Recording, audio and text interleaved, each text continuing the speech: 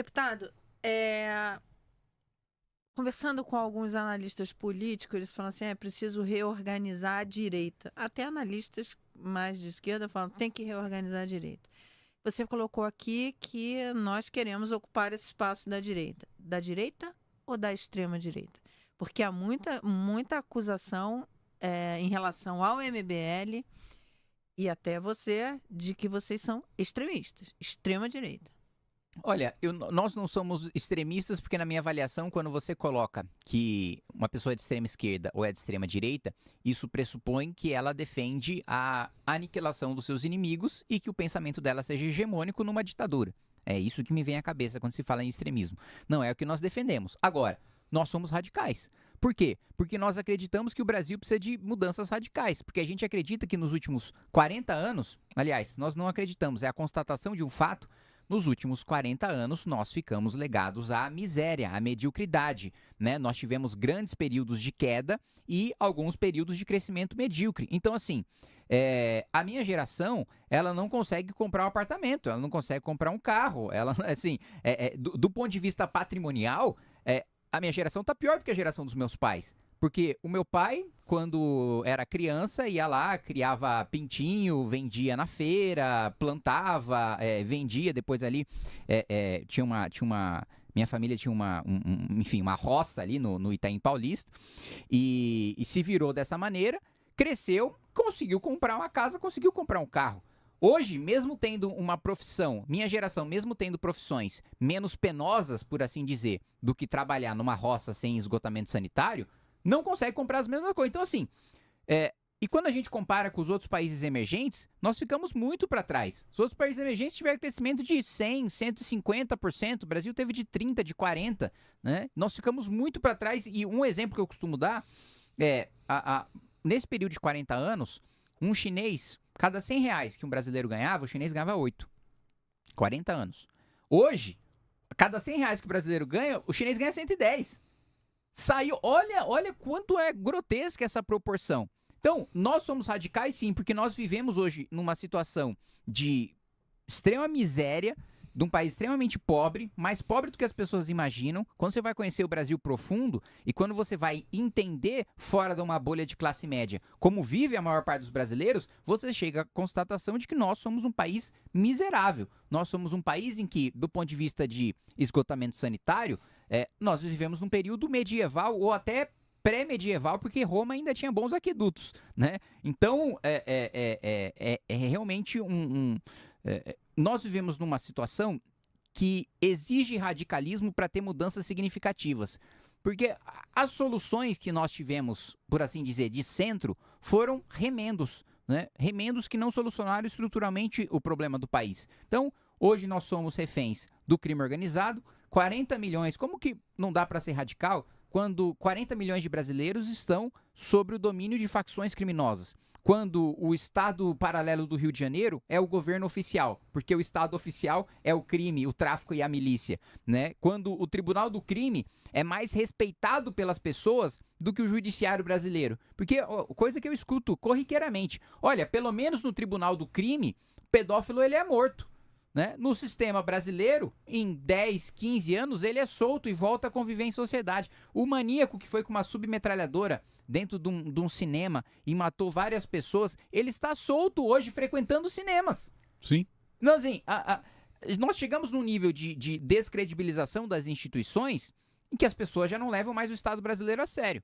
E isso é uma situação muito grave, que se nós não formos radicais em retomar a autoridade do Estado, principalmente frente ao crime organizado, em as pessoas terem certeza que se elas forem vítimas de um crime, elas terão justiça, né? E não tiver essa sensação de impunidade que a gente tem, se as pessoas terem segurança de que o dinheiro público ele é bem gasto, de que os impostos não são injustos, de que há uma diminuição de tributação, de que o governo gasta de maneira responsável, se nós não formos radicais, essa situação de credibilidade, de segurança, de desenvolvimento econômico, de ter a perspectiva do Brasil ser grande, de ter a perspectiva do Brasil sentar com os Estados Unidos e não ser humilhado como está sendo hoje, sentar com a China e não ser humilhado como está sendo hoje, sentar com a Europa e não ser humilhado como está sendo hoje, essa perspectiva de um Brasil grande exige radicalismo. Deputado, só para complementar, Guga, Você falou somos radicais e deu o exemplo da China. A China é uma ditadura. O MBL apoia a ditadura ou é uma democracia? Não, nós apoiamos uma democracia. O exemplo da China que eu dei é o exemplo econômico e nós temos, eu vou citar 3 exemplos que inspiram até o nosso livro amarelo, que vai sair e está excelente. Acho que é o programa de governo e a visão de país mais profunda que um partido já teve, pelo menos desde 88, da Nova República. São 360 páginas, se aprofundando nas mais diversas matérias. Quando eu falo do regime chinês, eu não estou comprando uma caixinha de bombom, né? Eu estou pegando 2 ou 3 bombons ali dentro da caixinha do regime chinês. Então, um dos pontos, né? Investimento público, né? O investimento público em infraestrutura e ciência e tecnologia, nós precisamos nos espelhar também no regime chinês, que, do ponto de vista de investimento público, tem similaridades com a Alemanha, com os Estados Unidos, né? Do ponto de vista também de despesas discricionárias, a maior parte do orçamento chinês é muito livre, né? 60% chutando baixo. O nosso é 2, 3, 4%. Né? Não é coisa de país sério. A gente basicamente tem um orçamento para pagar a conta de luz de ministério, né? Um orçamento discricionário. Então, nesse ponto de investimento público, infraestrutura, qualificação de mão de obra, de preocupação com a educação, China é exemplo sim. Quando a gente fala de fusão de municípios e a avaliação da administração de municípios, o regime chinês, ele é rigoroso e a população chinesa ela é rigorosa na avaliação dos administradores municipais. Esse rigor eu acho sim que deve ser espelhado no Brasil. Um prefeito que entrega uma cidade com 2% de esgotamento sanitário tem que ficar inelegível, no mínimo. Tem que ficar 8 anos fora da vida pública. Um prefeito que tem uma cidade que pontua 3.3 no IDEB, no Fundamental 1, e que, portanto, tem uma crise humanitária de alfabetização e que os alunos não sabem fazer conta de fração, precisa ficar inelegível durante 8 anos. Então, assim, mais uma vez, se o regime chinês, as políticas públicas chinesas fossem uma caixa de bombom, a gente pega 2 ou 3 de lá, da mesma maneira como a gente pega 2 ou 3 de Singapura, 2 ou 3 do Japão, 2 ou 3 da Alemanha, 2 ou 3 dos Estados Unidos. Agora, aqui em 2 coisas, é importante também esclarecer o nosso ouvinte, né? Que radicalismo é diferente de extremismo, né? As pessoas confundem muito quando entra nessa discussão, mas eu quero saber a tua opinião em relação ao tarifaço aplicado pelos Estados Unidos e também a ação do senador Flávio Bolsonaro no assunto. Na primeira ação do Flávio é nula, né? Assim, é absolutamente irrelevante qualquer coisa que ele faça. E o Trump, primeiro falar do ponto de vista político, ele dá um presente pro Lula, né? Quanto mais o Trump, ele empenha essa guerra contra o Brasil, do ponto de vista comercial, mais ele dá o discurso pro Lula de dizer, nós temos um inimigo externo, eu sou o único que defende a soberania, né? Não é à toa que o Lula e o PT repetem tanto soberania. Não cola, né? Para nós que somos de direita, para nós que acompanhamos mais a política, porque a gente sabe que o Brasil do Lula e o Brasil do PT não é um Brasil soberano, né? E nunca foi, em nenhum governo nós tivemos soberania de fato, porque a gente nunca teve forças armadas poderosas o suficiente para defender o nosso próprio território. Mas o Lula repete isso porque ele tem pesquisa interna mostrando que isso cola na parte do eleitorado que ele precisa para vencer a eleição, né? Então, não existe nada melhor para um governo em crise com problemas domésticos, e a gente vê os problemas de orçamento que a gente tem, os dados do CAGED são os piores que nós tivemos, tirando, com exceção da pandemia, né? Dados que nós tivemos também da inflação fora da meta, o juro, um dos maiores juros do mundo. Tem muitos problemas de segurança pública, a gente vive no estado de guerra civil.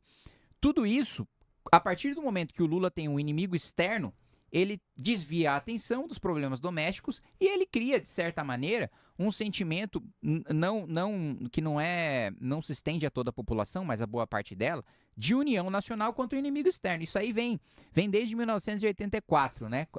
O regime de 1984, do livro do George Orwell, ora estava em guerra com a Eurásia, ora estava em guerra com a Lestásia. Por quê? Precisava de um inimigo externo para mascarar os problemas internos do regime, para mascarar a perseguição do grande irmão, para mascarar o problema que você recebia rações cada vez menores. Da mesma maneira como você tinha os problemas mostrados no regime de 1984 e que eles eram mascarados por um inimigo externo, quando às vezes nem havia coerência em relação a esses inimigos externos, né? Porque o regime oficial falava nunca estivemos em guerra com a Eurásia, sempre estivemos com a Lestásia, nunca estivemos em guerra com a Lestásia, sempre estivemos com a Eurásia. Isso é um presente que o Trump dá pro Lula. Agora, o discurso bolsonarista é falacioso e não cola de que Trump está preocupado com a liberdade no Brasil, Trump está preocupado com a economia brasileira e só há tarifas por causa do Lula. Não é verdade.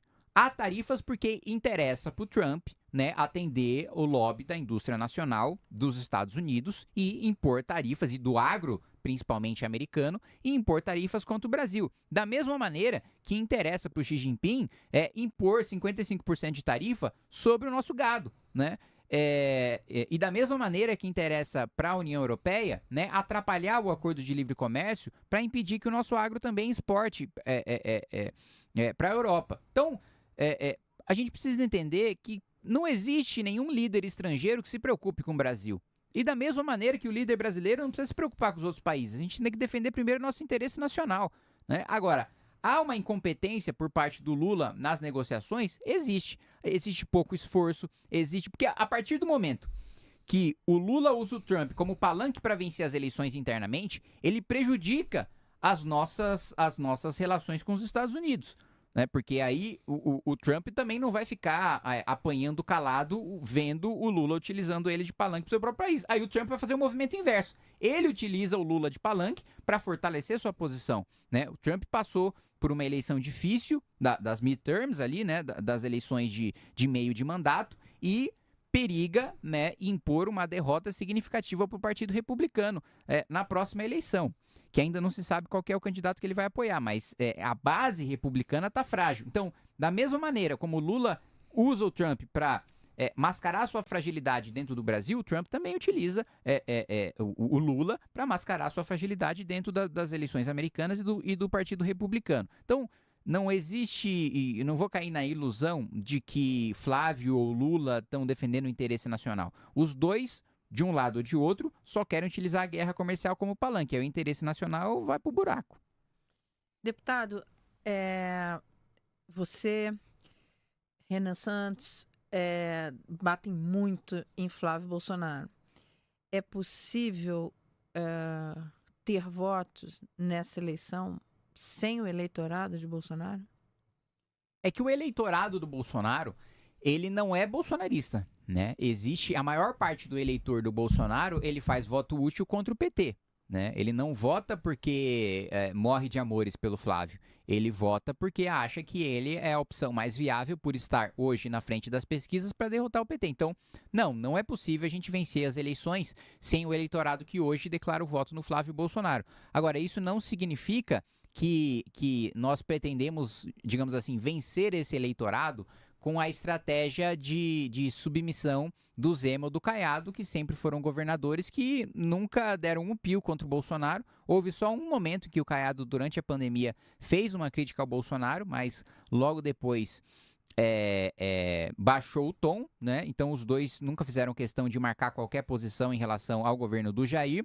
Agora, né, o Zema, eu acho que está perigando não ser candidato, do tanto que ele está apanhando do próprio Novo, e o Caiado está começando a subir o tom em relação ao Flávio. Eu não acho que criticar o Flávio, mostrar que ele é ladrão, mostrar que ele é despreparado, mostrar que ele não tem proposta, mostrar que, assim, realmente que eu não quero utilizar um adjetivo mais forte aqui, mas o Flávio, ele tem problemas cognitivos insanáveis, assim.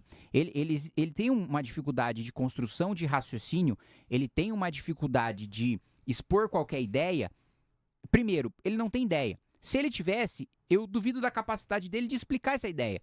Então, assim, eu realmente não acredito que, colocando essas críticas ao Flávio que são verdadeiras, a gente vai perder um eleitorado que hoje faz voto útil no Flávio, que é a maioria esmagadora do eleitor que declara voto nele hoje.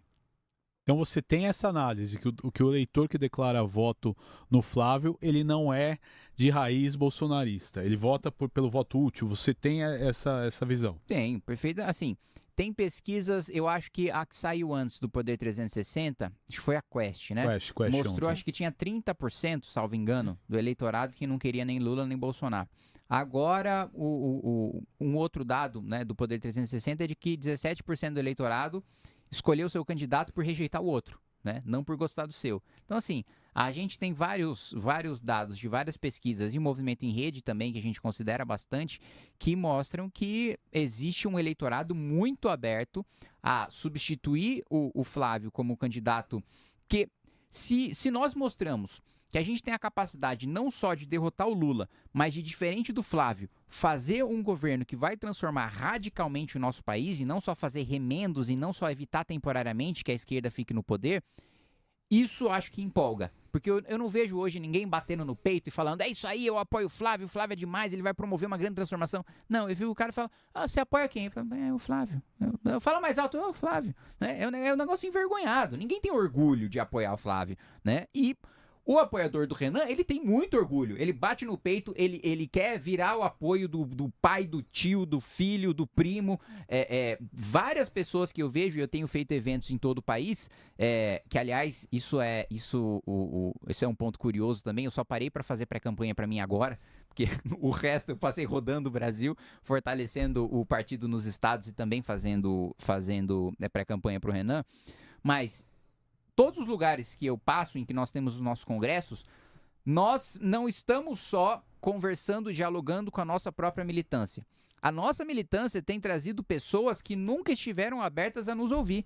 E que pela primeira vez, nessa eleição, por ver que nós temos propostas, os únicos, aliás, que tem proposta até agora, que a gente tem fundamento, que a gente tem capacidade de articular essas ideias, essas propostas, um público que nunca parou para nos ouvir está indo presencialmente nos nossos eventos. Eu não estou nem falando da audiência em rede social. Eu estou falando do militante que convence um cara que não acompanha política, convence um cara que não gostava da gente a ir no evento e escutar a gente. Quando o cara escuta, a maioria sai, por assim dizer, convertido. Né? A maioria apoia, não à toa. Todas as pesquisas, sem exceção, mostram, e nós questionamos algumas delas, porque achamos o resultado pouco plausível, mas todas, nesse aspecto, todas, sem exceção, mostram que o Renan tem o melhor conhece e vota.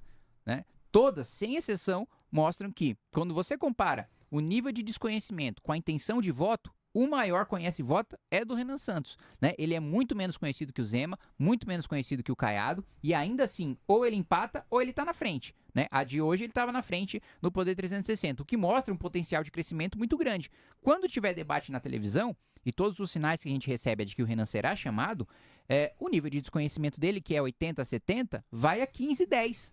E aí existe um salto, né, de conhecimento, e como nós estamos vendo que a pessoa, em regra, que para escutar o Renan, passa a apoiar o Renan, isso representa um crescimento muito grande. Né?